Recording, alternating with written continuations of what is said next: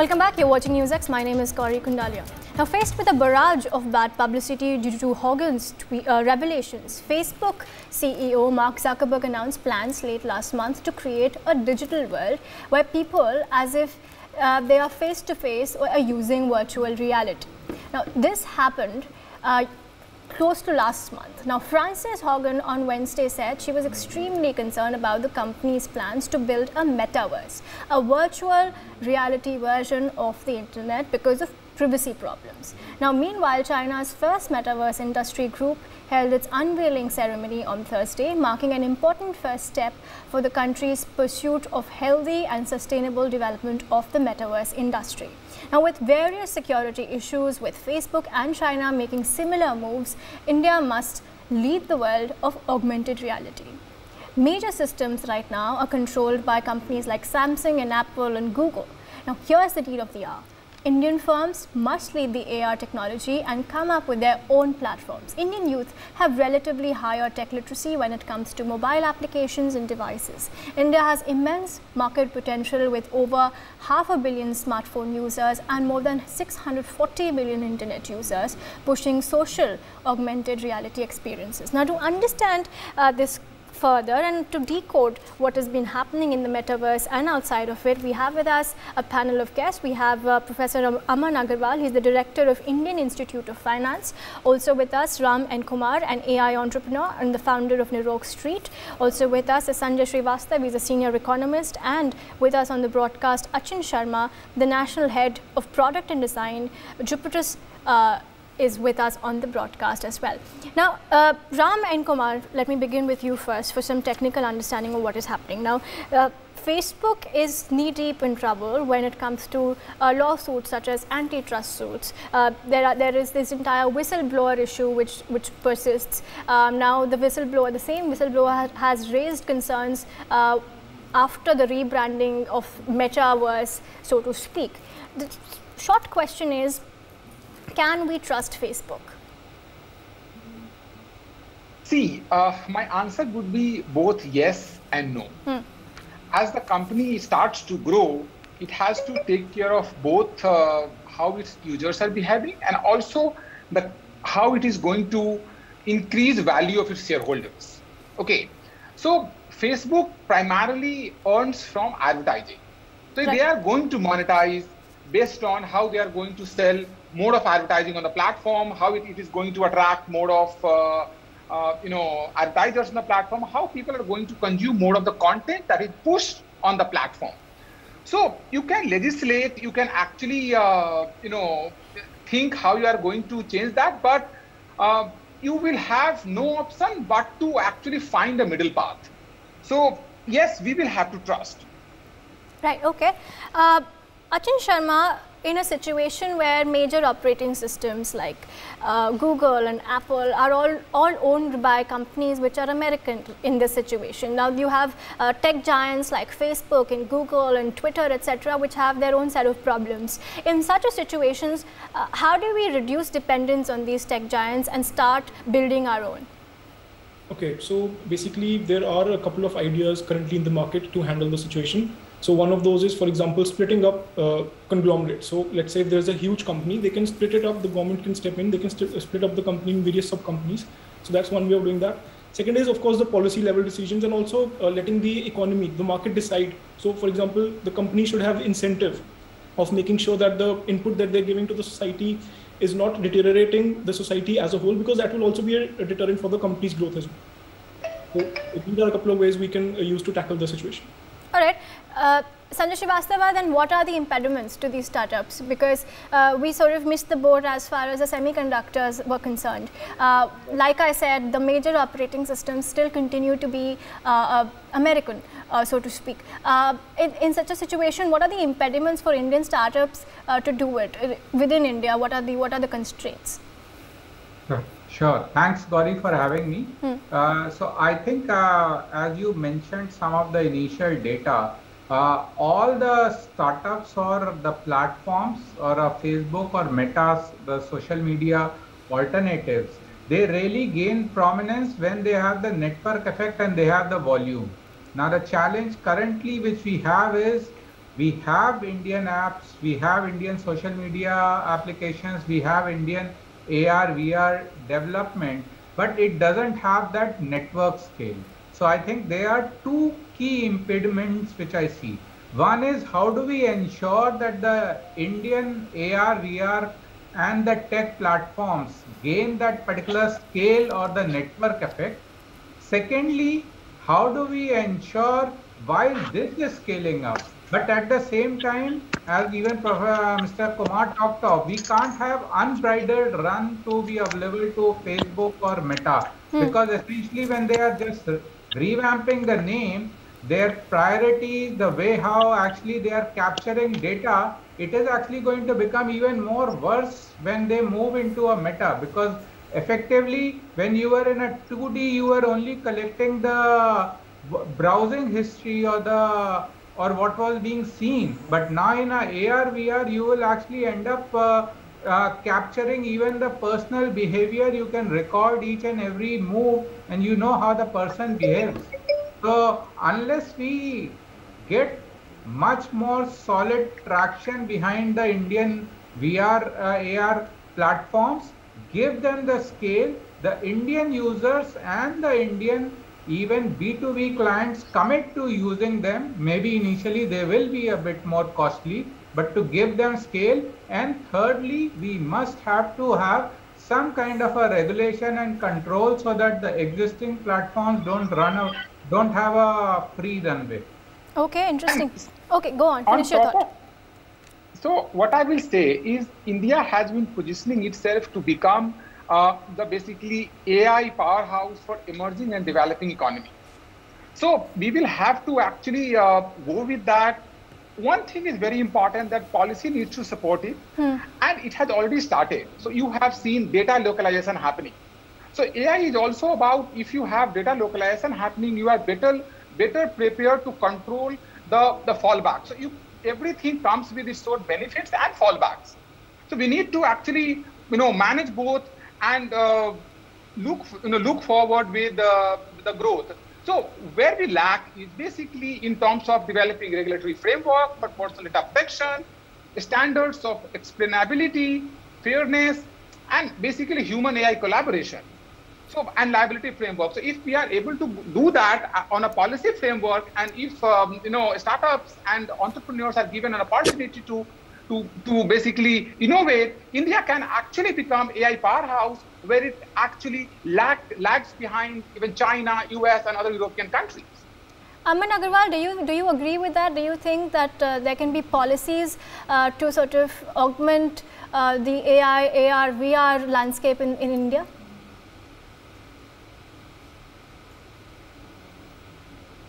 So yes, so in fact, we need to move with the policies that supports local entrepreneurs and basically local innovations. For that, you have to support in terms of licensing, policy making, how you are going to use, creating use cases, starting with government. Defense could be one of the largest category. Healthcare, for example, at healthcare, we are trying to emulate some of the AI practices that has been happening all over the world. So it has to create an use cases, only then India can become powerhouse of AI. And there are amazing startups doing exactly good in this category. They are creating value for the country, and they are taking India to the world. Yeah, so exactly. So we at Jupatis are actually also in the very same position that you're talking about.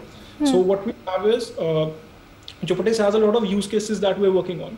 But the main impediment that we face currently is that there's no current centralization of data or access to data in a format that is not harmful to the user. So why is that happening? Why is that happening? What's the problem? So it's basically simply the lack of structure, infrastructure, and understanding from at the policy level from the lawmakers as well. And also, currently the Indian law is going a little behind in the entire sector of the AI itself. So what we want is a centralized framework for data access, so that all the data is accessible to whoever in the country wants to work on it. But at the same time, we also need to make sure that all the policies are in place to ensure that there's no unauthorized access to the data, or the data anonymity needs to be taken care of as well. Right. So, Sanjay Srivastava, what I am understanding from this conversation is that the data industry, data localization, these are the problems. So, this is what we need to solve as a country at the policy level. So, what do? Do you get experts, you know, some lateral entry type of situation where people who know are brought into the policy mechanism and they help solve those problems? Because it's very important for the data industry now to work in order for these other startups to thrive.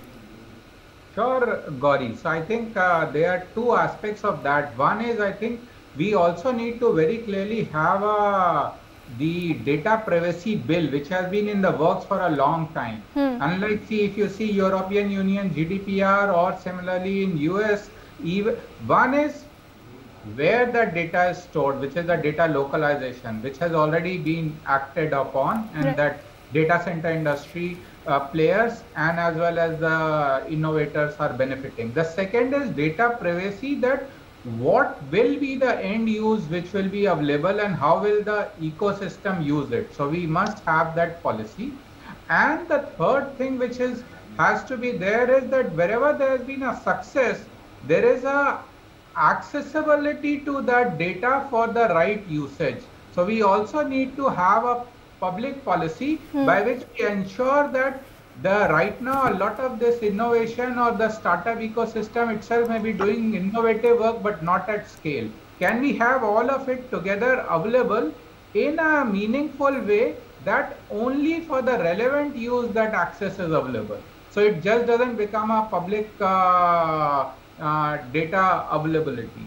And the other important part I would want to add is that we already have very well-defined examples by which India has started at a point and then given a scale. So if you take the fintech, actually the way how our RuPay and the UPI platform has gone, in fact, it is not just the fastest growing platform in India, but now with the government of India support, we are connecting with Middle East, we are connecting with Singapore. So there are ways and mechanisms by which once we bring all of this together, actually this domestic owned data platform combined with the innovation and the entrepreneurship of the startups and the current incumbents which are there, we can really get scale. But it has to be a concerted strategy. It can't be a fragmented strategy. Right, of course. Ram, I mean, we can do it if we want to, because we are at 34 unicorns and counting, I think. So in that sense, as per you, what are the problems that the industry is facing? Because you are a founder of one of the AI companies. The future, of course, now is going to be to expand to AR, to VR, to all these other new developing technologies. What are the problems you guys faced? See, how we see this from as a startup is basically, it has two prongs. So basically, current debate has moved to question of how, when and where the impact of AI will hit. So paradigm shift of this magnitude raises hope, and AI is actually going to help eliminate disease. It is going to improve productivity and enhance economies of scale. So how we see ourselves as, making India a hub of healthcare, hub of basically technology for the world. And this is where we see India adding value to the world. Right. And for example, just before adding value to the world, we are actually going to add value for India, for what we are doing in our country. For example, there is acute poverty. There is lack of healthcare. Can we change that healthcare? So this is where we think that India is poised to grow. There are concerns, but India has always shown resilience. We had concerns starting from Y2K to adoption of internet. We had even COVID has also expedited a lot of technology innovation. So I see this as a very, very prudent time to actually India becoming leader among emerging markets for artificial intelligence, data localization, as well as adoption. Okay, Professor Agrawal, thank you for listening in so patiently. Let's have a conversation now on policy. What are the policy gaps as per you, be it AI, be it data centers? What as per you are the policy gaps? You see, the government has to come up with the appropriate private policy also in place first before they actually go about introducing some of these AI-based platforms. Because the biggest problem, even which some of the large companies in the US and Europe are facing, is the issue of privacy. Until this privacy problem is taken care of, AI doesn't actually, or an augmented framework also doesn't actually work very well. We are certainly leading a lot of way in terms of scientific development in AI. A lot of groundwork has been done. On a small basis, the government of India and various other companies have started utilizing small bits of AI as well in terms of implementing in their framework. But the biggest issue comes is that as soon as we want to move on to a larger platform where AI could actually benefit large people and deliver, we are looking at privacy concerns and privacy issues coming up.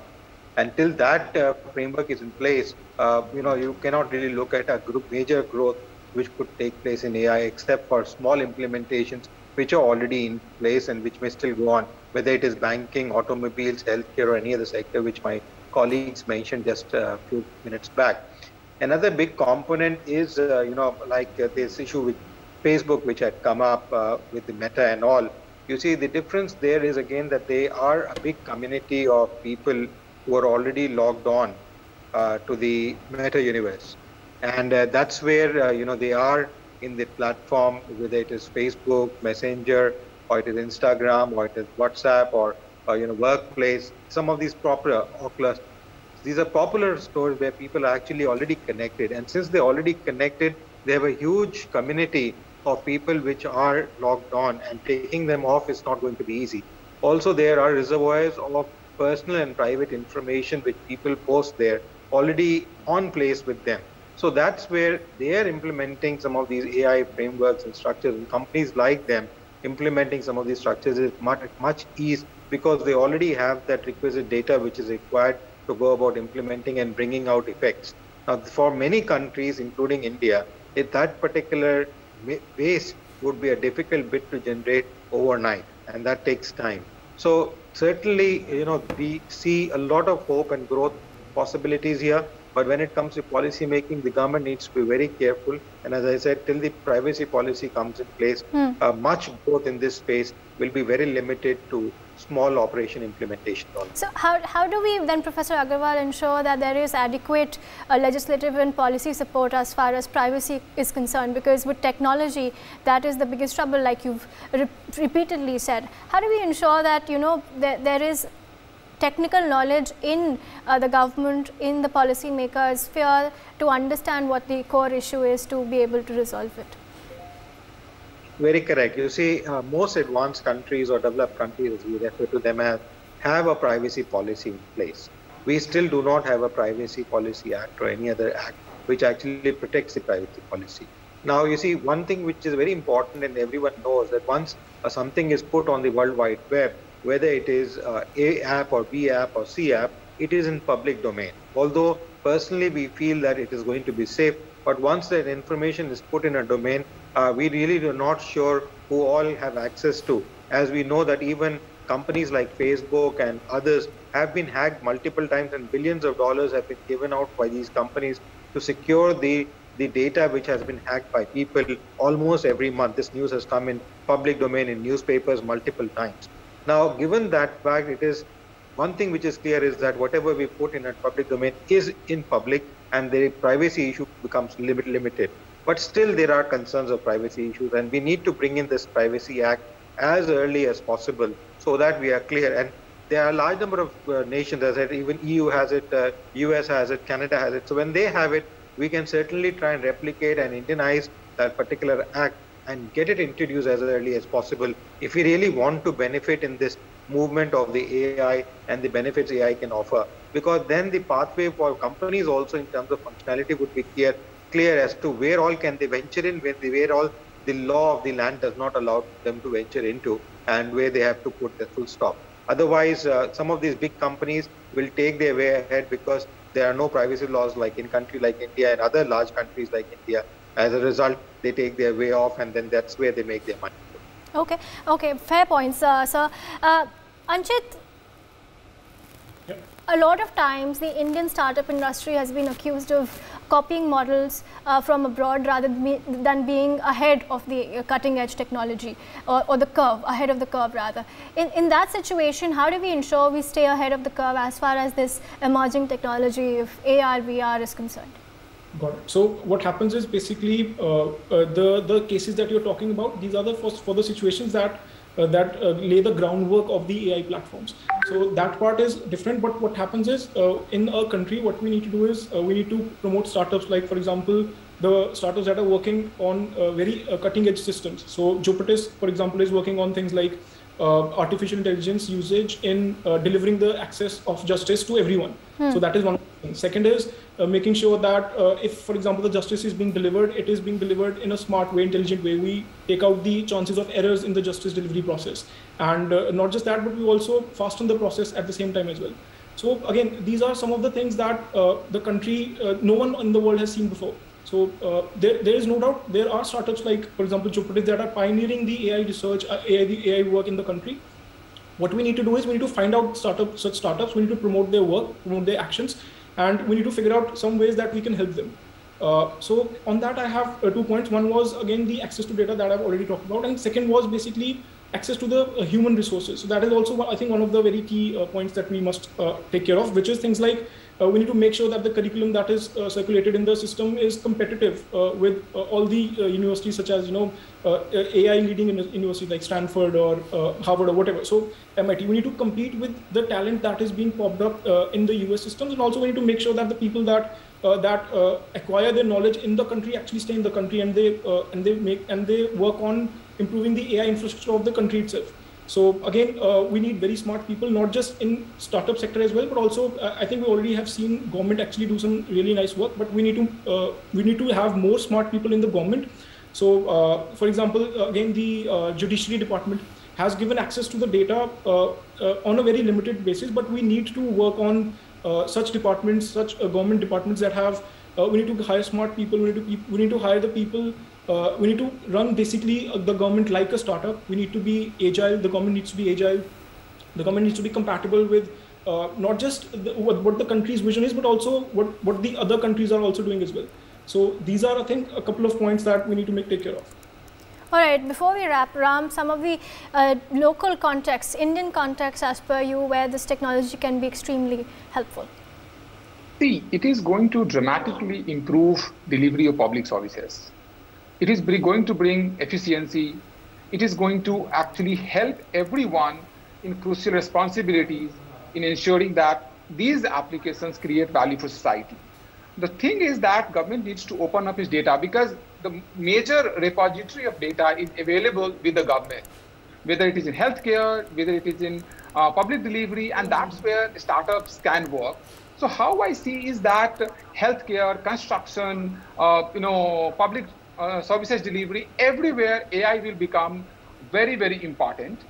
And what we see is that going forward, it will be recorded basically in a consistent machine-readable format for its accuracy, so that it is able to deliver better healthcare, better public services. So how we see that in next 3 to 4 years, India is likely to emerge among top 3 destinations worldwide, which is researching and doing good in the areas of, I would say, AI, artificial intelligence, maintenance, as well as adoption.